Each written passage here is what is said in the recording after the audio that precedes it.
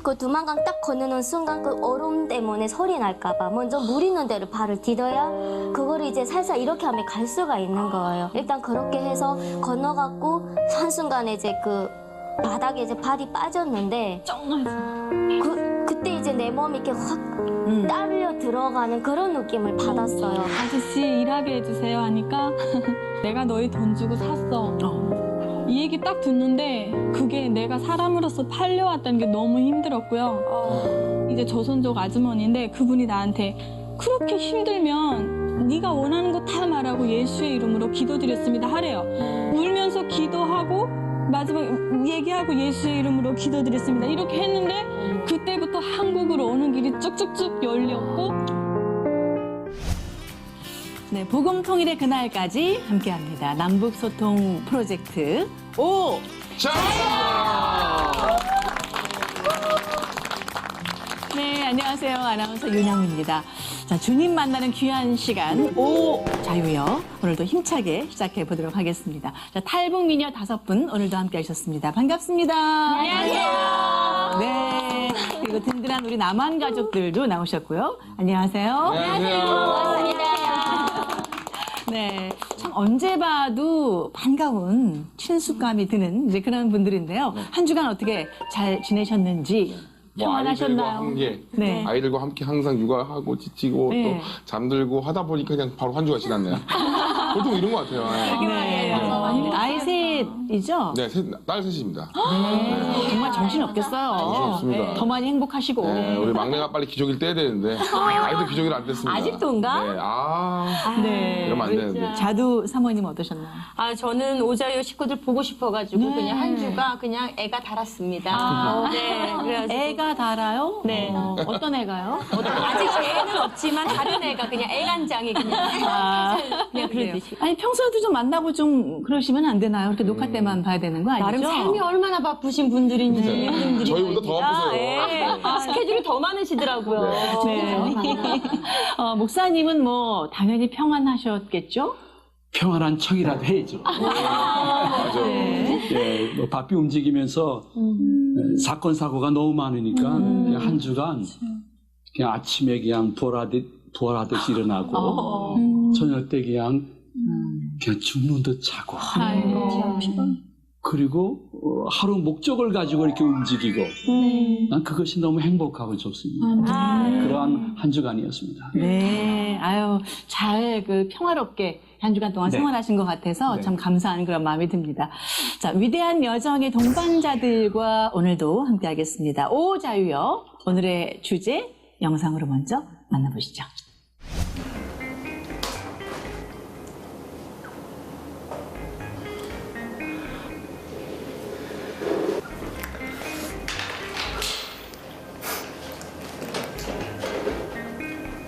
무서운 느낌.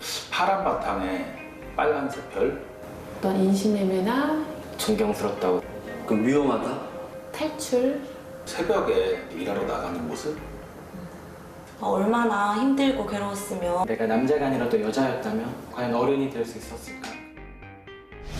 오. 좀 힘들고 어렵고 심각한 뭐 그런 얘기가 주로 지금 나오고 있는데 오늘의 주제 뭐라고 생각하시나요? 힘들었었던 이때 얘기? 뭐 이런 것 같은데요? 아니면 뭐 가장 뭐 힘든 뭐 고난의 행군? 뭐 그런 것 같은데. 그러게요. 혹시 막 더 가서 순교의 현장이나 아무튼 뭐 우리가 즐겁고 기쁘고 뭐 이런 재미난 얘기만은 아닌 것 아닌 것 같아요. 같아요. 예. 예. 슬픈 얘기 같아요. 그러니까요. 다양한 의견이 지금 이제 나왔는데 네. 비슷합니다. 자, 오늘의 주제 공개합니다.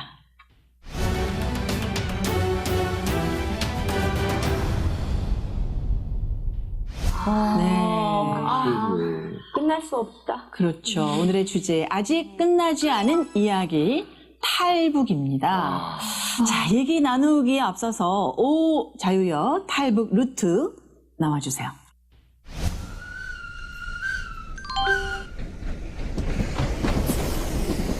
네. 자, 탈북의 첫 단계 하면은 일단은 뭐 결심 이렇게 볼 수가 있는데 고향을 떠난다는 게 참 쉬운 결정이 아니었을 것 같아요. 그러니까 탈북을 결심한 가장 큰 계기는 무엇이 있을까? 다들 좀 비슷한 이야기가 나오지 않을까 싶은데요. 어떠신가요?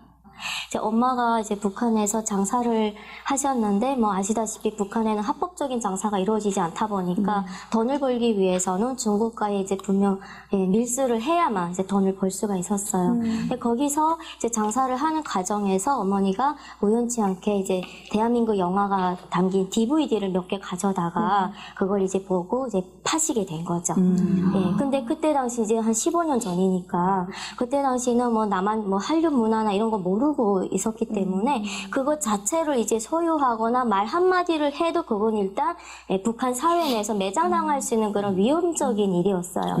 근데 이미 남조선 영화를 그때 적들의 문화를 북한 체제에 선전했다라는 그런 이유 때문에 저희 어머니는 이제 감시하고 있던 보위원에 의해서 체포되셨고 저는 엄마의 딸이라는 이유로 그리고 엄마를 신고하지 않은 죄, 방조죄에 해당이 돼서 저도 이제 잡히게 됐었어요.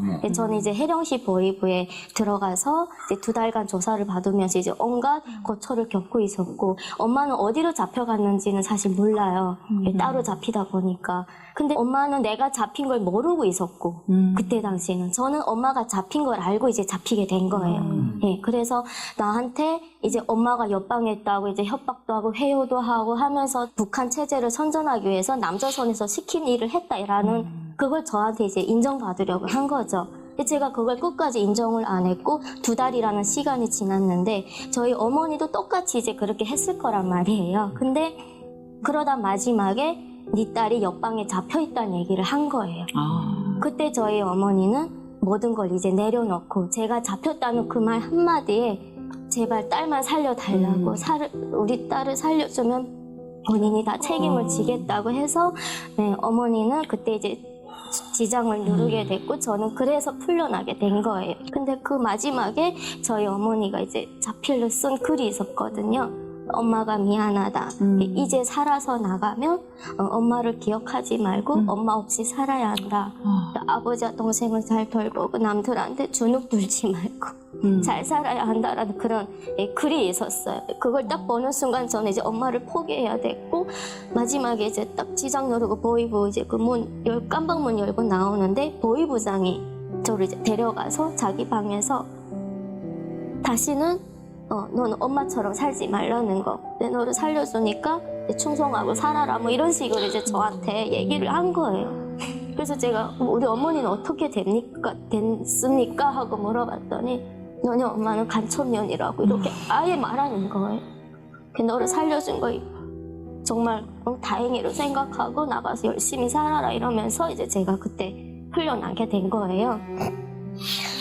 그때부터 이제 너무나도 힘든 거예요. 제가 진짜 어제까지만 해도 저희 집에 와서 소금 한 숟가락 빌어가고 쌀 한 숟가락 빌어가고 뭐 장작 한 번 패주고 한 끼 얻어먹던 사람들이 저한테 다 등을 돌리고 역적지만 하고 엮이지 않겠다고 하면서 손가락질하는 그걸 제가 직접 당하게 되니까 너무나도 괴로운 거예요. 그래서 그때 제가 처음으로 제 19살에 탈북이랑 두만강을 건너야 되겠다. 나 여기서 더 이상은 못 살겠다. 그 생각을 그때 이제 하게 된 거죠. 그래서 제가 11월에 이제 살얼음을 깨면서 그때 두만강 건너게 됐습니다.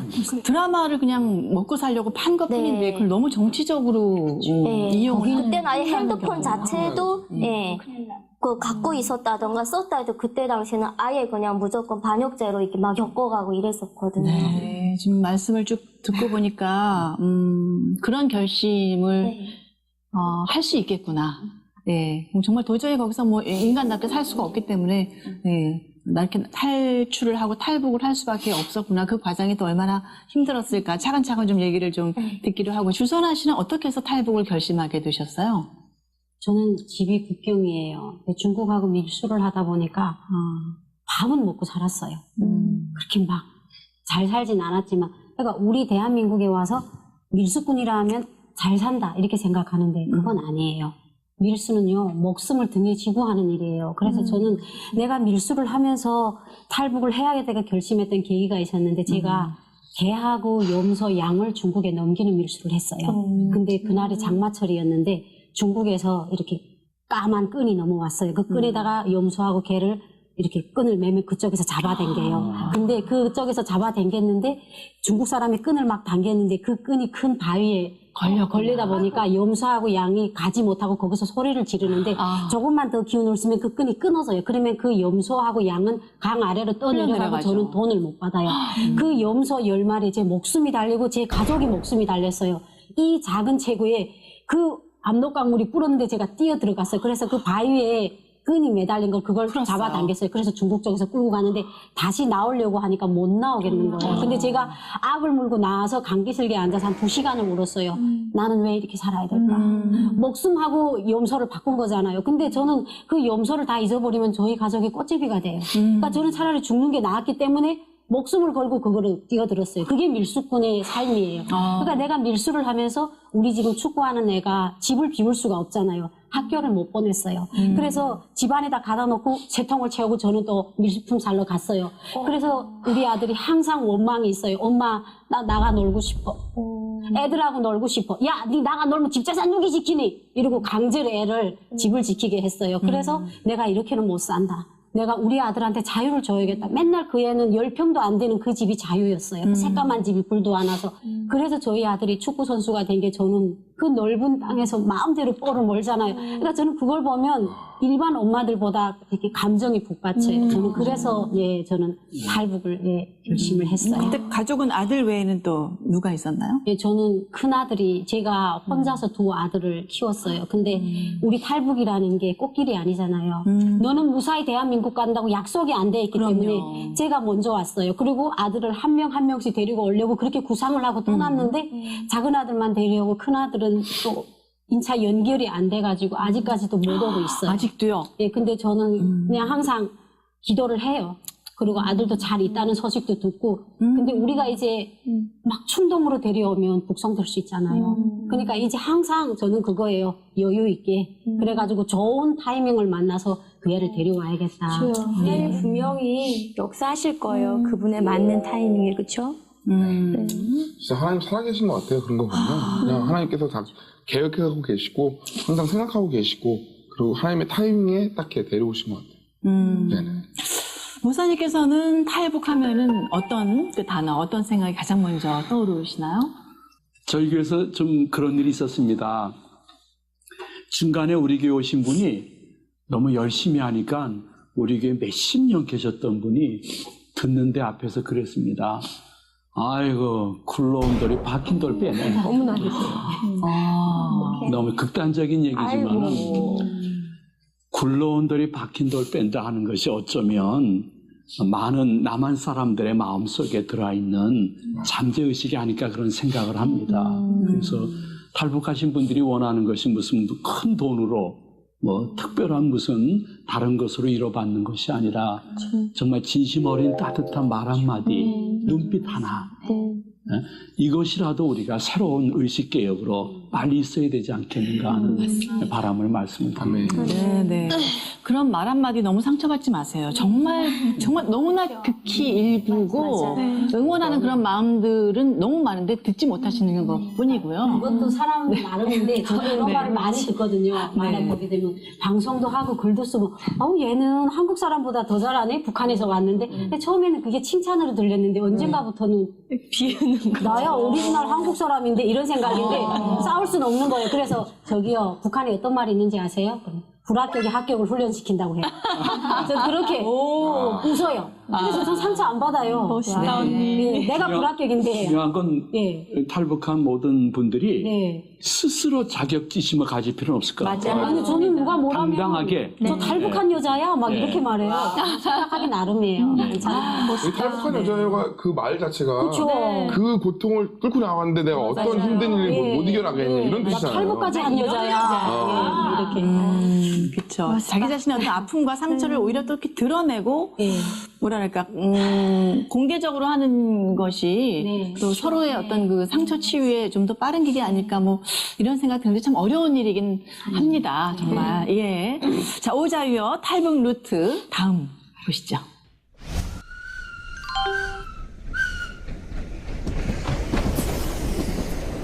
네. 와. 결심을 하고, 그 다음에 해야 될 건 이제 준비잖아요. 결심만 한다고 뭐 이렇게 옮겨지는 게 아니니까. 결심의 그 순간이 지나고 탈북을 준비하는 그 과정도 정말 뭐, 우리가 겪지 않은 사람은 상상할 수 없는 굉장한 정말 어려움과 고통이 있으셨을 것 같은데, 탈북 준비 기간, 얼마나 걸리는지 일단 좀 궁금한데, 좀 다르겠죠? 네. 이거를 결심하기가요.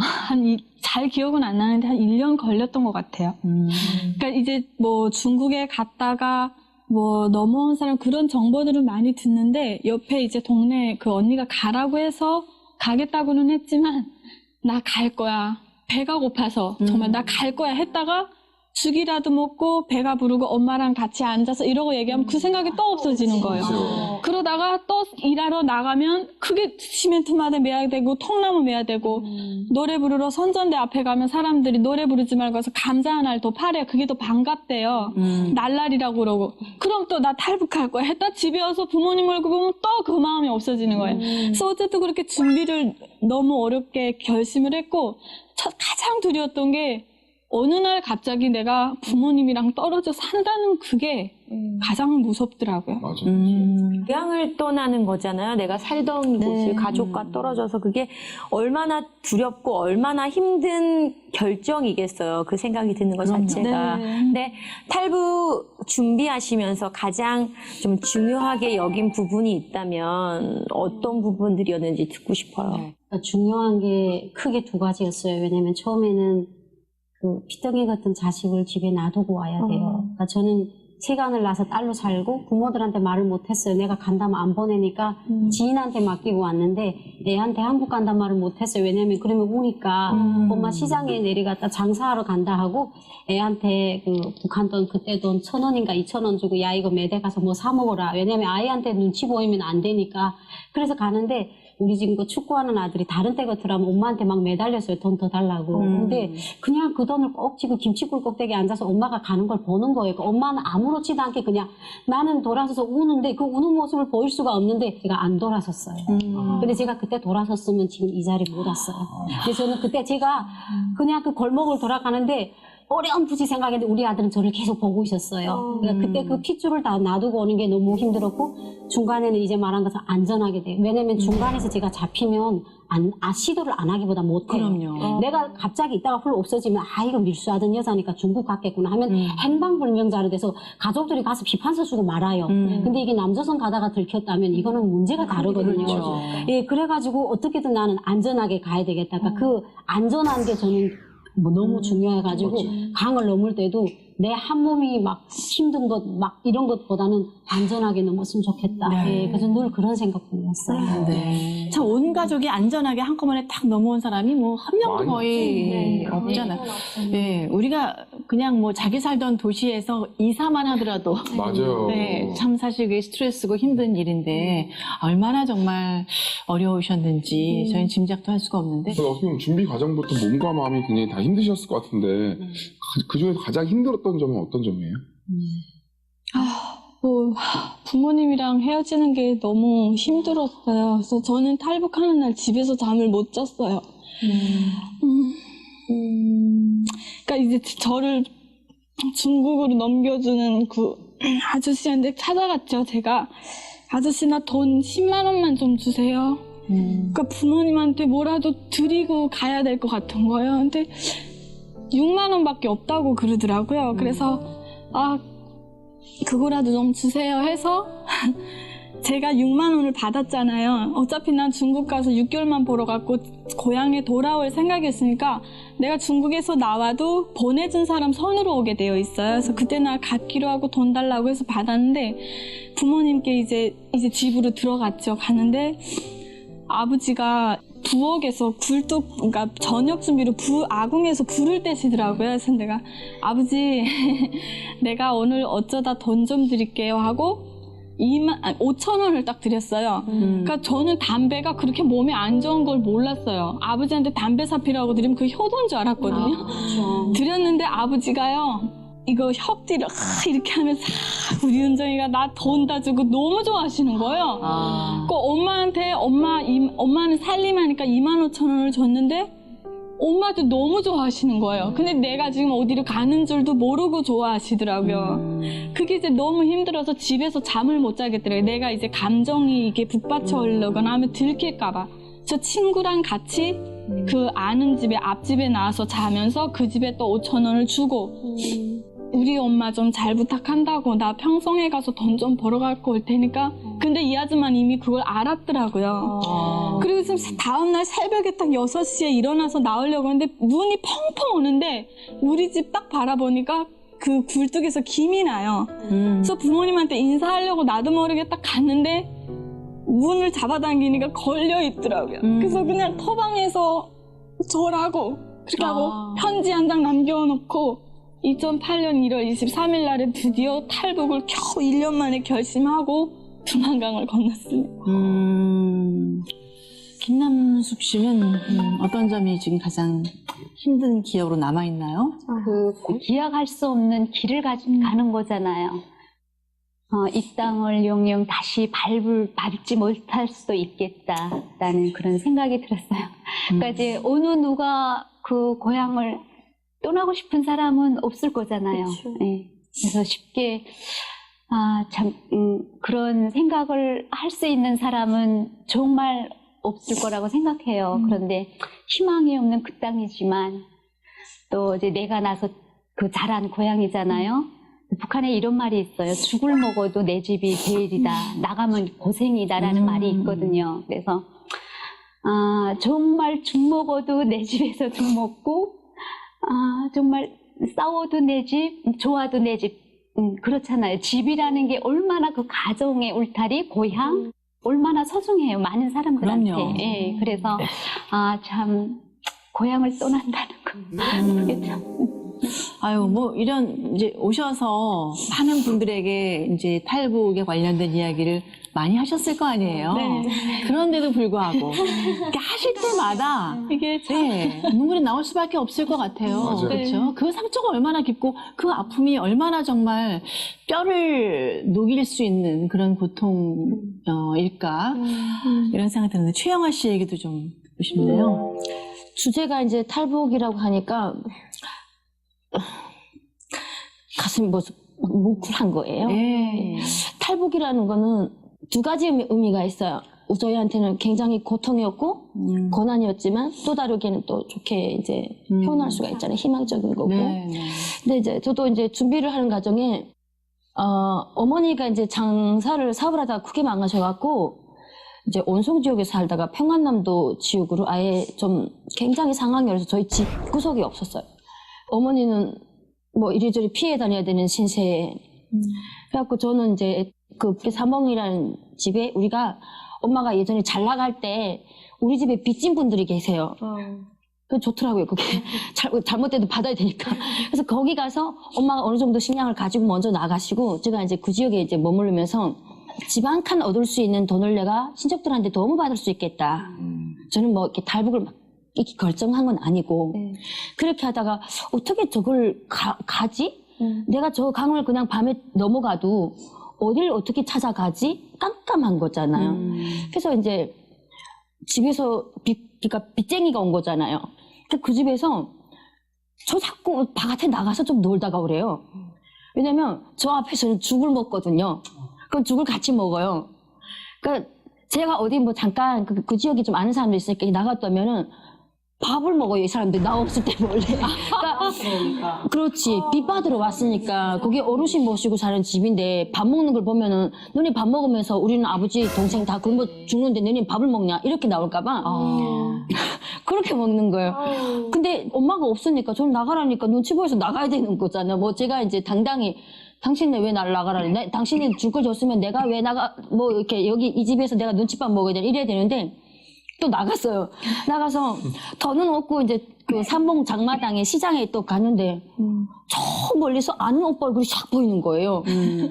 저 오빠 이제 학교 친구인데 눈이 딱 들어가면서 이제 밀수를 하는 거예요. 이제 중국 담배를 가져다가 이렇게 팔고. 그래서 친구 동생을 만나니까 맛있는 거 산다고 두부밥 사주고 막 찹쌀모찌 사주고 엄청 가식하게 먹었어요. 저 진짜로 오랜만에 막 그러면서 나 저기 오빠가 왔다 갔다 하는데 좀 이렇게 가자고 뭐 이런 식으로 이제 얘기를 하다가 오빠가 이제 그러면 기다려봐라 이렇게 해서 근데 제일 두려웠던 게 국정연설이다 보니까 이게 동네 이민반장이 1시간 후에 오고 그 또 파출소에서 이렇게 분주소에서 또 와서 검사하고 그럼 이 집 식구 외에 또 다른 예부인이 있으니까 탈북하러 이렇게 건너가려고 오는 건지 하고 그거 자꾸 검사를 하는 거예요.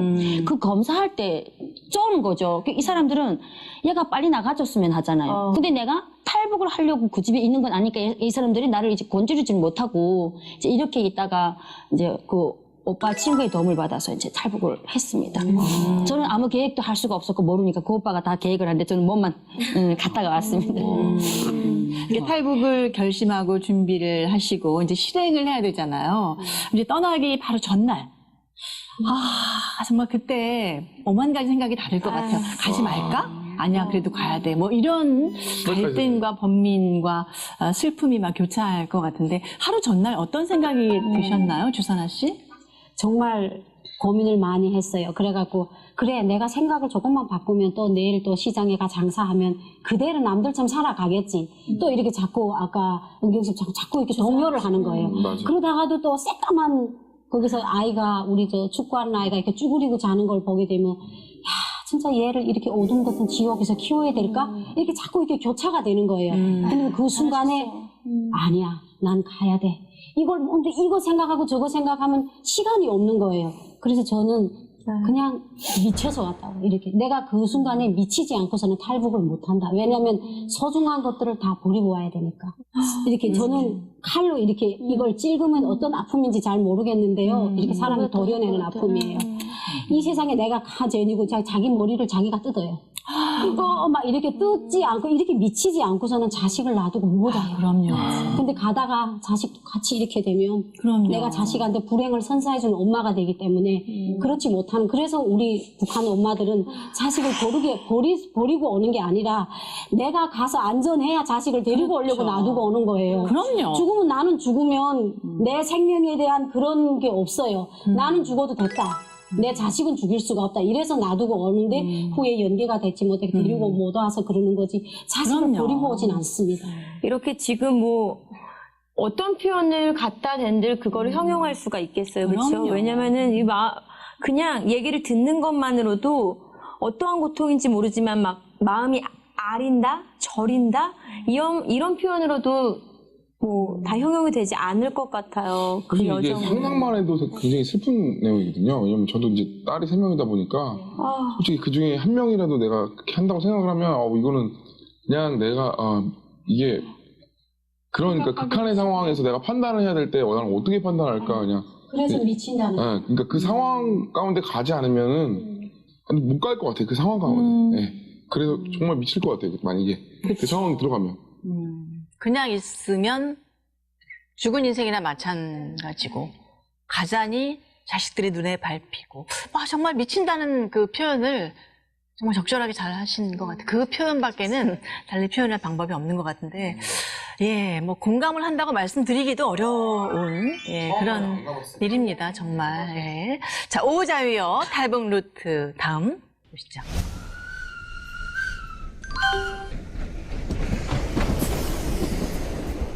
네. 자, 이렇게 힘들게 준비를 해서 마침내 탈북을 했는데요. 계속 언제가 힘들었냐고 제가 이렇게 여쭤봐서 참 죄송합니다.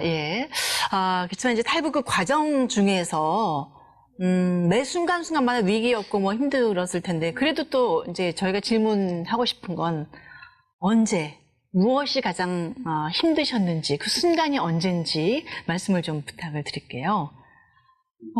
일단은 탈북할 때는 탈북이라는 그 두 글자가 너무도 단순하지만 그 안에는 너무 많은 아픔이 내재되어 있거든요. 몰랐어요. 그냥 나는 딱 단순한 배고픔과 그냥 돈 벌어 갖고 돌아가겠다는 그 생각이 너무 단순했던 거예요. 맞아. 딱 왔는데 3일 됐어요. 아저씨 일하게 해주세요 하니까 눈 하나 깜짝 안 하고 내가 너희 돈 주고 샀어. 이 얘기 딱 듣는데 진짜 억장이 무너지더라고요. 그게 내가 사람으로서 팔려왔다는 게 너무 힘들었고요. 초저녁만 되면 왜 그렇게 슬퍼요? 낮에는 그나마 거기서 북한에서 못 봤던 한국 드라마 이런 거 막 보고 괜찮은데 저녁만 딱 되면 이게 감옥에 gathin 것처럼 부모님이 너무 보고 싶어서 미치겠는 거예요. 그래서 창문을 열고 하늘을 보면 밤이니까 이제 별이 반짝거려요. 그럼 별이랑 대화를 하는 거예요. 별아, 너는 우리 엄마를 보고 있겠지? 우리 아버지 엄마 다 보고 있겠지? 내가 이쪽에 있다고 너 좀 말해줘. 이러면서 그 부모님이 너무 보고 싶은 그 그리움이 힘들더라고요. 더군다나 낯선 땅이니까 그게 정말 너무 힘들었던 것 같아요. 그렇군요. 몸은 그래요. 몸도 힘들겠지만 그죠? 그 가족을 향한 그리움 가장 힘들지 않았을까. 근데 그게 참 이런 게 참 어떻게 보면 탈북자분들한테 있지만 우리 이 남한에 사는 분들 중에서도 제가 경제적으로는 부유할지 모르지만 이게 뭔가 이렇게 정신적으로 힘드신 분들이 굉장히 많아요. 그런 분들은 보면 어떻게 보면 다른 형태지만 또 똑같은 아픔을 갖고 있지 않을까 하는 생각이 마음의 병이 그분들 정말로 하나님 만나야 그 회복이 되는 것 같아요. 네, 그렇습니다. 박명심 씨 얘기도 좀 듣고 싶네요. 제가 이제 힘들었던 과정은 두만강 건널 때가 이제 제가 그때 처음으로 두만강이라는 걸 건널 때였어요. 그러니까 누구 도움도 없이 아무도 모르고 이제 내가 혼자씩 건너가야 되는데 하필이면 이제 11월이었고 그날따라 이제 진짜 이렇게 이슬비 내리고 근데 저희 집 그 두만강이 그 계산터는 이렇게 중국이 맞은편인데 저희 북한 쪽 땅 두만강 반은 얼어요. 근데 반은 앞에 계산터 맞은편에 거기에 이제 종이공장이 있어갖고 종이공장 그 폐수물이 두만강으로 나오거든요. 그럼 그 중국 쪽 두만강은 안 얼어요. 그래서 제가 이제 그날따라 막 비도 내리고 추운데 일단 갈아입으러 옷은 비닐에 꼭꼭 싸고 강은 건너야 되니까 그렇게 하고 이제 두만강도 이제 살얼음 져가지고 맨몸에는 못 건너겠는 거예요. 그래서 옷을 일단 입고 버릴 옷을 입고 이제 건너는데 북한 그 두만강 딱 건너는 순간 그 얼음 때문에 소리 날까봐 먼저 물 있는 데를 발을 디뎌야 그거를 이제 살살 이렇게 하면 갈 수가 있는 거예요. 근데 그걸 내가 해본 적이 없잖아요. 그러니까 그게 너무 힘들지만 잡히면 안 되니까 일단 그렇게 해서 건너갖고 한순간에 이제 그 바닥에 이제 발이 빠졌는데 그때 이제 내 몸이 이렇게 확 딸려 들어가는 그런 느낌을 받았어요. 근데 나도 모르게 보따리를 이렇게 쥐고 가다가 들어가는 순간 보따리를 이렇게 했는데 거기가 이제 땅이 있었던 거예요. 그러니까 중국하고 북한 그 두만강 가운데 땅이 꼭 이렇게 있었어요. 그래갖고 거기에 이제 걸려갖고 그 다음에 제가 그걸 어떻게 우지를 해서 올라와가지고 다시 디뎠는데 엄청 뜨거운 거예요. 그 배수물이 바로 딱 나오는 폐수. 예, 폐수 그쪽이었던 거예요. 들어를 못 가겠더라고요. 그런데 그 순간에 들어가야 되는 순간까지 몸이 짜다다다다닥 이게 오는 느낌이 그 한밤중에 안 된다. 무조건 일단 들어가야 돼. 다시 이제 일단 들어갔어요. 다행히도 폐수물 나오는 그 건더기 이런 거 찌꺼기들이 발을 감싸주고 그거를 내가 정말 돌판 삼아서 그렇게 해갖고 이제 중국 쪽으로 딱 건너와서 옷을 벗으려니까 이미 굳어져가지고 그 다음에 이게 몸이 움직이지 않는 거예요. 근데 지금 한쪽으로는 이제 무섭죠. 또 경비대가 올까봐. 다행히 주변에 진짜 없었어요. 사람도 없었고 너무 조용하고 야 이게 나로 살게끔 하는구나. 또 살아야 되니까 일단 무슨 정신으로 일단 빨리 그냥 일단 옷을 갈아입고 그 두만강 그 가까이에 딱 집이 있었는데 그 집이 저희 어머니가 장사할 때 같이 거래하던 그 사람이었어요. 거기에 그냥 두드리고 들어가가지고 나 누구누구 딸인데 나 좀 살려달라고. 예, 그렇게 해서 이제 무사히 제가 두만강을 건넜었거든요. 그 과정이 진짜 예, 힘들었었어요. 두만강이 생각보다 이렇게 넓진 않다면서요? 깊지도 않고? 그러니까 넓은 구간이 있고, 그러니까 깊을수록 넓어요. 그리고 얕을수록 좀 좁아요, 두만강은. 그리고 저희 집은 이제 중국 그 주택가들하고 또 맞은편은 거의 좀 얇은 편이고 폭이 좁고 가운데 이렇게 둥성둥성 이렇게 땅도 이렇게 보일락말락 해요. 근데 11월이면 이미 물이 거의 줄어들 때라서 다행히도 이제 키는 넘진 않았었거든요. 근데 어느 부위에 딱 들어가면 이제 키는 훅 넘어가는 거죠. 그러니까 그거를 알면 그렇게 그때 당시는 어렵진 않았었어요. 아버지 하나님께서 이제 고난 중에 위로자로서 우리들에게 자주 나타나시는데 그 과정 속에 그래도 좀 위로와 감사할 거리가 있었는지요? 하나님은요, 정말 살아계시다는 걸 말씀드리고 싶고요.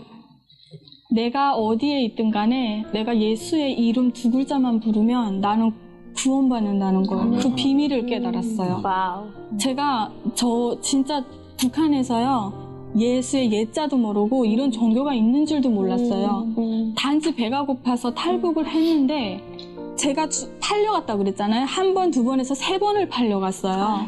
그리고 최종적으로 팔려간 곳이 시집을 간 거죠. 갔는데 이제 그 한국에 돈 벌러 간 남자분을 제가 채팅으로 만나가지고 이렇게 결혼을 하게 됐는데 그 시누이가 저한테 복음을 전해준 거예요. 왜냐면 저는 그때 당시 꿈에 엄마가 맨날 나타나서 배고프다 그러고 정말 너무 힘들어서 별 보고 얘기하고 울고불고 했었는데 제정신이 아닌 것처럼 보였대요. 그래서 그러니까 이 옳게 될 분이 이제 조선족 아주머니인데 그분이 나한테 그렇게 힘들면 네가 원하는 거 다 말하고 예수의 이름으로 기도드렸습니다 하래요. 희한한 게 예수님에 대해서 좀 구체적으로 알려주지 딱 그렇게만 알려주고 아무 말도 안 해줬어요.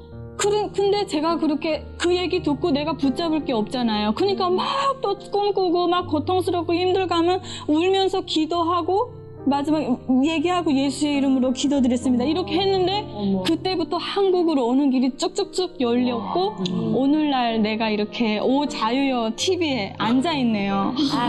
하나님 사랑합니다.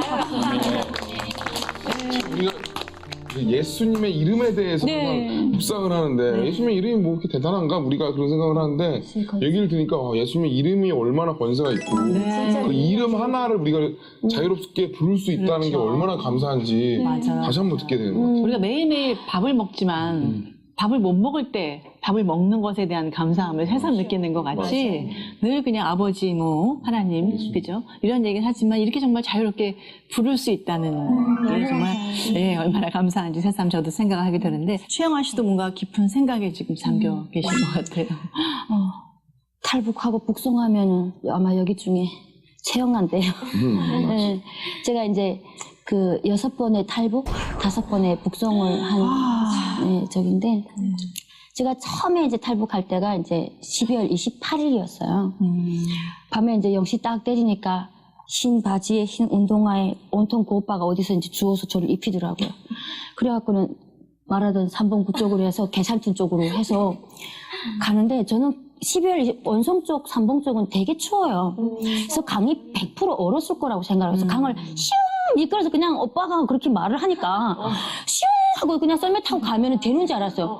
중간쯤 오는데 오빠가 뚝 빠지는 거예요. 야, 너 오지 마라! 이렇게 소리 지르는 거예요. 근데 나도 이제 그 말 하면서 바로 이제 손잡고 가다가 손이 탁 낮으면서 바로 저도 꺼졌어요. 근데 거기를 살아남아야 되는데 이걸 집으면 또 떨어지고 이쪽을 집으면 얼음이 점점 깨지는. 그러니까 막 이 다 빼고 막 얼굴 다 찢어지고 그 얼음에 얼음 그게 물 깊은 데라서 이렇게 가운데가 안 얼었던 거예요. 그래서 어찌됐든 이제 그 오빠 친구한테 이제 우지해서 이제 강을 건너가지고 몸이 원체로 한참을 걸어 들어갔어요. 깜깜해서 어디가 어딘지 잘 모르겠는데 꽉 들어가니까 불빛이 있는 집으로 이제 가서 이제 오빠 친구가 문을 두드려가지고 이제 조선에서 왔는데 좀 도움을 달라 해가지고 또 그렇게 이제 도움을 받아가지고 가정이 아마 뭐 저는 6번의 가정들이 있으니까 다 얘기로 표현하기가 참 너무 아파요. 두들기면 그냥 자연적으로 이렇게 보통 안 열어줍니다. 안 열어주죠. 그때가 탈북이 너무 많아서 그 동네를 많이 이용을 하기 때문에 이 사람들이 조선에서 왔습니다 하면 전화부터 합니다. 경찰 공안에다가 전화부터 해요. 네, 그때는 100원 정도? 인민폐 100원 정도 이제 전화만 하면 돼요. 이 동네 지금 왔다. 그러면 경찰들이 뭐 뒤놓고 좀 있어라 뭐 이러던가 이런 식으로. 근데 저는 다행히 그거조차도 하나님께서 집을 다 예배해 주신 거 아닌가 싶게 정말 자기 옷 다 벗어주고 막 예, 이렇게 해가지고 그때 그렇게 또 대접을 받고 이제 이동했던 기억이 나요. 감사합니다. 아우 6번 탈북을 하셨으니 그 얘기를 어떻게 몇 분 만에 다 못해요. 못하죠. 몇 박 며칠 날을 새도 부족할 만한지 그런 힘든 여정이었을 것 같은데 이번에는 탈북 과정에서 기억에 남는 일 한번 좀 나눠볼까요? 그 탈북을 해서 다음 날에 그 불었거리 집에 왔는데 막 울었어요. 네. 그 집에 딱 보니까 우리 아빠 엄마 집이 보이는 거예요. 한 건너편에. 아이고 아버지 어머니 그리고 아들들 이름 다 부르고 통곡 치고 그러는데 배는 고프잖아요. 근데 딱 갔는데 그 브로커 사모님이 청포도를 있잖아요. 한겨울에 청포도를 내놓는 거예요. 북한은 포도를 먹어요. 왜냐면 추석 때 중국에서 밀수로 넘어와요. 보지 못한 건 아니에요. 밀수 지역에서 살다 보면. 근데 아니 한겨울에 청포도를 내놓는데 좀 이왕이면 많이 내놓지. 딱 한 송이를 딱 시쳐가지고 내놓는 거예요. 그래서 여러 명이 먹는 거예요. 근데 아무리 탈북해도 이게 체면이라는 게 있잖아요. 그래가지고 그거 먹었는데 배가 안 차요. 정말 막 열송치를 먹고 싶은데. 근데 그 다음날에 이분이 시장에 남편같이 나갔어요. 그런데 냉장고 딱 열었는데 그 두 송치가 그냥 있는 거예요. 너무 먹고 싶은 거예요. 그러니까 북한의 송치라고 해가지고 두 송인데 이해합니다. 네. 예, 그래가지고 이해해요. 저 금방까지 아들을 불면서 땅을 치며 울던 여자예요. 근데 포도를 딱 보니까 변하는 거예요. 근데 이걸 다 먹으면 아들은 아들이고 욕할 것 같아가지고 청포도를 싹 들었어요. 그래서 안에서부터 따먹었어요. 속을 섞었어요. 그리고 못 알아보게. 안 괜찮고. 예, 그래서 저는 탈북해서 물론 슬픈 일도 있고 정말 위험을 따르는 일도 있었는데 그 청포도 사건만은 잊을 수가 없는데 지금도 그래요. 항상 그래요. 사모님한테 미안하다는 말보다는 왜 북한에서 왔는데 날 통째로 주지 왜 그렇게 내가 도둑질해 먹게 만들었어요. 예, 그래서 저는 부끄럽잖아요. 북한에서 그지가 왔다고 생각할 것 같아서 딱 들고 밑을 감자를 처음에는 뿌리채로 뽑아갔거든요. 농장밭이나 이제 개인 밭에서. 근데 이제는 그게 너무나도 이제 티가 나니까 잎사귀 자꾸 밑에 뿌리 해가지고 감자 알만 퍼가고 잎사귀는 그대로 놔두는 거예요. 그러면 밤에 육안으로 봤을 때는 아무 문제 없어요. 근데 다음날 수확하려고 하면 다 빈 껍데기만 들리는 거예요. 근데 북한에 그런 일이 많죠. 엄청 많아요. 생존의 문제 아니에요? 저절위원이라고 해요. 저절위원. 국가 저절위원회가 와서 저절을 방 사이에 저절위원회에서 왔다 갔다 그냥 이렇게 표현해요. 조절해준다고. 네. 와. 먹는 수법도 같아지는 거예요. 아이고, 다양하게. 그러니까요. 배고프니까 그죠? 다 먹는구나. 그럴 수 있는 거죠. 한창 북한이 이제 사람들 죽어갈 때 저희 어머님이랑 같이 두만강 제일 물이 없는 곳은 얼마 안 되더라고요. 그래서 이렇게 여자 스타킹에다가 쌀을 다 쌌어요. 싸가지고 제일 그 강가 쪽으로 가가지고 이북으로 한 7, 80개를 던졌어요. 어머니 막 우시면서 던지시더라고요. 맛있게 드셔 하면서 던졌는데 그 다음날 아침에 한 개도 없더라고요. 다 가져가요. 그 하늘에서 떨어진 다 가져간 것 같아요. 하나도 없어요. 국경경제가 가져가지 않았어요. 근데 던지는 걸 그분이 얘기하시는데 지금 던지는 거 다 보고 있습니다. 그냥 걱정하지 마 던지세요. 식량이니까 괜찮습니다. 세상에. 야, 근데 경비대도 솔직히 배고프잖아요. 그렇죠. 누군들 배가 안 고프겠어요. 맞아요. 다이어트 한다고 지금 정말 음식들 멀리하고 하는데 아유 정말 행복한 맞아요. 고민이라는 생각이 드네요. 가장 힘든 게 금식이에요. 금식이 진짜 힘들어요. 네. 앞으로는 이렇게 달걀 먹을 때, 청포도 먹을 때 생각날 것 같아요.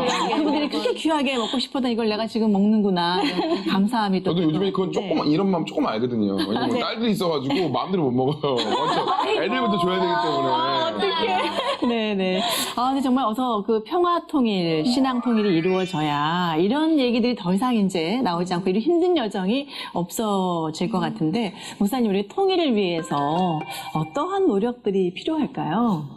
하나님의 때 분명히 통일되는 것은 확실합니다. 아멘. 네, 어쩌면 남북한이 서로 굉장히 문이 열리게 되어지면 마음이 격해서 원수처럼 대할 수 있는 그러한 사람들의 세대가 조금 지나가게 되어지면 또 문이 활짝 열리지 않겠는가 하는 생각을 합니다. 다만 한국교회나 국민들이 다 탈북한 3만 명에 대해서 제대로 인권이나 대우, 또 사랑, 신앙교육을 잘 시키는 것이 통일의 첫 번째 단계라고 생각합니다. 맞아요.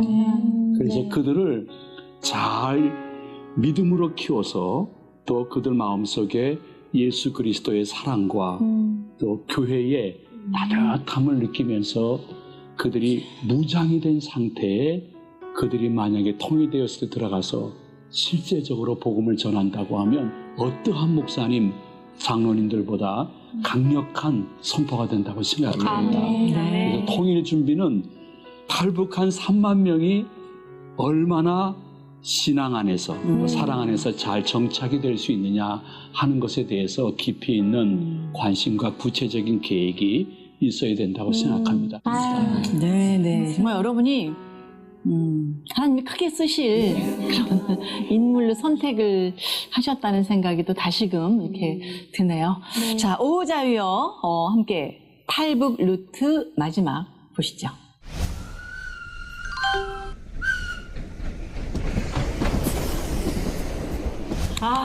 험난한 탈북 과정을 거쳐서 마침내 대한민국에 도착. 자, 남한 땅을 처음 밟은 그 순간, 그 느낌이 어떨지 굉장히 궁금하거든요. 그 밤에 인천공항에 이제 딱 도착했어요. 근데 저희가 이제 몽골로에서 비행기를 타고 이렇게 왔는데, 국정원에서 나오신 분이 이제 아주 이제 나지막한 소리로 그 대한민국에 오신 것을 환영합니다. 우리한테 그렇게 이제 말씀을 하시는 거예요. 그러니까 그때 굉장히 감사하잖아요.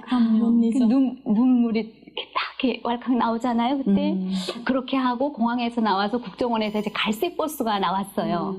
그래서 그 밤에 그 갈색 버스를 딱 보고 그 어떤 이제 저희 같이 온 그 남자분 한 분이 대한민국 만세하고 이제 부르는 거예요. 그리고 그 불 켜진 그 밤거리 있잖아요. 밤이지만 불이 쫙 켜져 있어서 도로가 굉장히 환하잖아요. 그때 그 기쁜 그 감정 있잖아요. 정말 그 모든 게 다 지나가 그 기쁜 거, 어쨌거나 말로 표현할 수가 없었죠. 그때. 그 순간이 막 느껴지는 것 같이. 네, 박명심 씨는 어떠셨어요, 그 순간에? 네, 태국에서 이제 비행기 딱 타고 인천공항에 도착했을 땐 저희가 새벽에 아침 시간에 도착했어요. 공항에 내렸는데 사람이 없는 거예요, 공항에. 내가 알던 인천공항은 진짜 사람 많고 엄청 화려하고 이런 건데 그냥 우리를 인도하면 우리는 인도하는 대로 따라갔거든요. 결국에는 창문 쪽에다가 우리를 거기 갖다 붙여놓고 지나가는 사람들하고 접촉을 못하게 하더라고요. 네, 그래갖고 이게 뭐야 해서 우리는 그때 이제 5명이 왔는데 순간적으로 야 이거 북한으로 잘못 왔다. 갑자기 이제 무섭고 등골이 오싹해가지고 막 진짜 긴장하고 있었어요. 네. 그리고 이제 버스를 태워갖고 가는데 내가 알던 한국이었다면 당연히 나는 뭔가 이렇게 열려있고 한국 이게 그 한글로 다 돼 있고 내가 보면서도 여기 한국이 맞구나라는 걸 인지를 해야 되는데 가는 곳마다 영어 그래 무슨 뭐 이상한 게 막 너무 많은 거예요.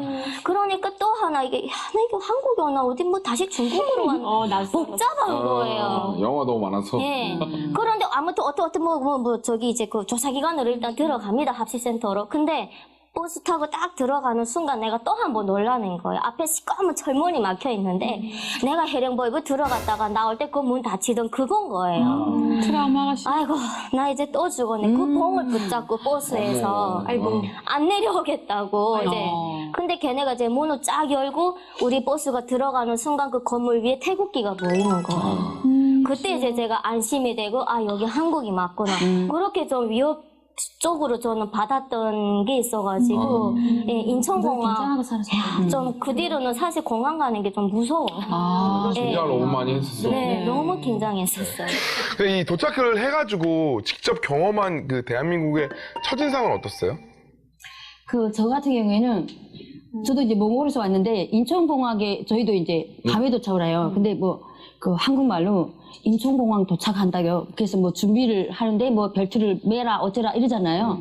그래서 이렇게 창문을 열었어요. 근데 너무 깜짝 저는 이제 이미 신앙이 있던 사람이잖아요. 밑에 제 눈에 십자가만 보이는 거예요. 맞아요. 이렇게 십자가가 많으니까 하나님의 축복을 받고 저희는 지금 1세예요. 근데 이분들이 1세, 2세 이렇게 닦아놓은 기도가 있어가지고 이렇게 축복받는 땅이 아니라 그 땅에 제가 들어오는 게 너무 감사하고 하나님께서 이 땅에 저를 받아주는 게 너무 감사한 거예요. 저 북한은 너무 깜깜한데 내가 저 땅에 십자가 씌워지는 날까지 내가 기도를 여기서 해야 되겠다 그런 결심도 그때 섰던 것 같거든요. 와, 근데 그 네온 십자가를 보고 그렇게 생각을 하는 저희가 찬양 진짜 많이 부르잖아요. 뭐 십자가를 바라볼 때 보면 눈물이 납니다. 근데 사실 눈물 잘 많이 안 나거든요. 사실 보통 그 신앙인들 보면은 우리가 십자가를 많이 보지만 뭐 십자가 있는 건 당연하지. 뭐 십자가 정말 많다 이렇게 생각하는데 정말 그 십자가를 보면서 눈물을 흘릴 수 있는 신앙.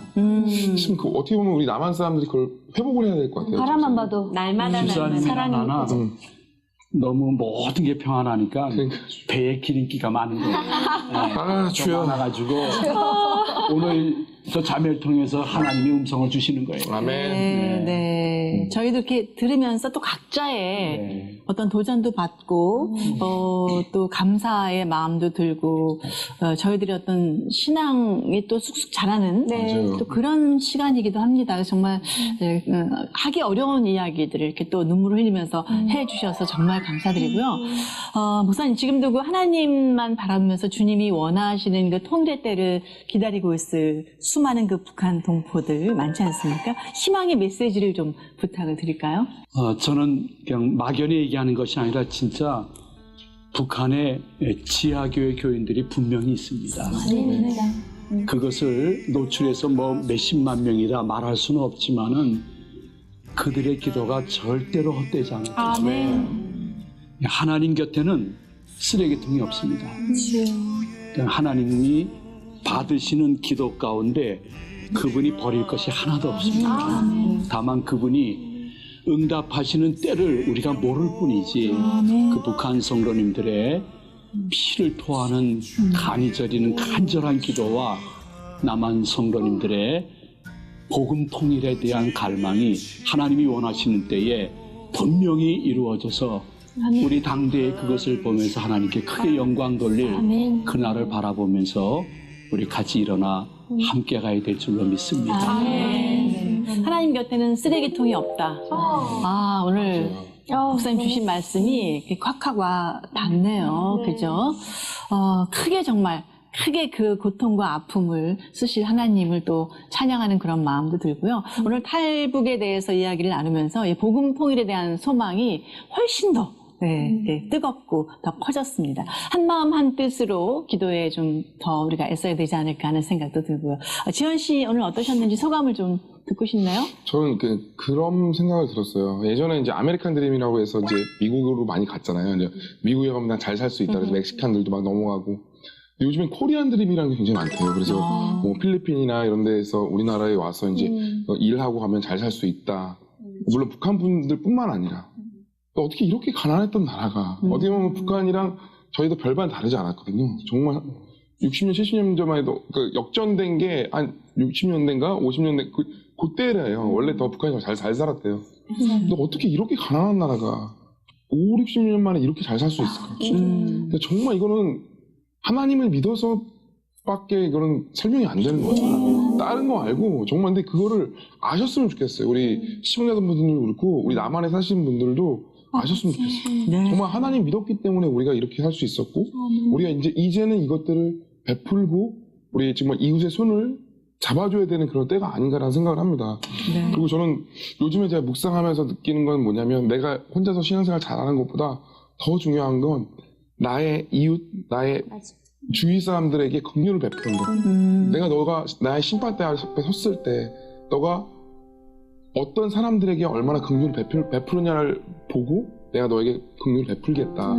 예수님께서 그렇게 말씀하시잖아요. 근데 우리가 과연 우리가 정말 많은 은혜를 입은 자인데 정말 만 달란트, 만 데나리온을 빚을 다 탕감해 받은 사람인데 이웃의 정말 그 작은 것도 우리가 용서하지 못하는 그런 마음들이 있잖아요. 근데 우리가 정말 이 북한 분들을 위해서도 마음속으로라도 이 북한 분들에 대해서 정말 미안한 마음과 이들을 정말 사랑하는 마음을 가졌으면 좋겠어요. 저도 그 마음을 못 갖거든요. 잘 안 돼요. 내가 북한 방송을 정말 오래 했는데도 불구하고 잘 안 되는데 하나님은 그 마음을 더 원하실 것 같아요. 그 마음을 갖는 그런 시간이 됐던 것 같아요. 그리고 정말 내가 첫 마음을 정말 많이 잃어버렸구나. 근데 그 마음을 자꾸 잃어버리거든요. 신앙생활 오래 하다 보면. 근데 그거를 이제 잃어버리지 않는 신앙으로 자꾸 돌아가고 싶은 마음이 너무너무 간절해지는 것 같아요. 네. 네. 아유, 제가 할 마무리를 다 해주셨네요. 네. 분이 여기밖에 묵상 많이 하셔가지고. 네. 아유, 아주 지금 은혜의 도가니 속에 계신 것 같은데, 성경을 한 줄로 뭐 요약하자면 내 이웃을 사랑하라. 뭐라고도 할 수 있지 않습니까? 그래서 정말 어쩌면 가장 가까운 내 이웃, 우리의 이웃인 우리 동포들을 위해서 오늘도 또 기도해야 되지 않나 생각이 듭니다. 귀한 시간 내주신 우리 탈북 미녀 5분들 고맙습니다. 네, 감사합니다. 네, 시간 내주셔서 고맙습니다. 네, 탈북민 한가족 맺기 캠페인도 잊지 마시고요. 오 자유여 시즌2 새로운 여정도 지켜봐 주십시오. 복음 통일의 그날까지 우리의 위대한 여정은 계속됩니다. 오! 자유여!